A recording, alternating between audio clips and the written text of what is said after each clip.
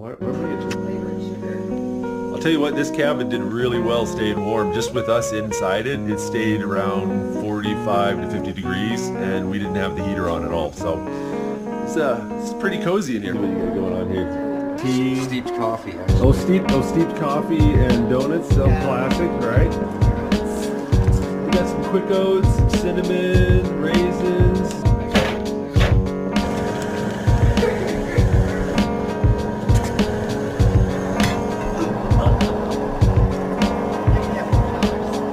There are definitely those, and then you can go and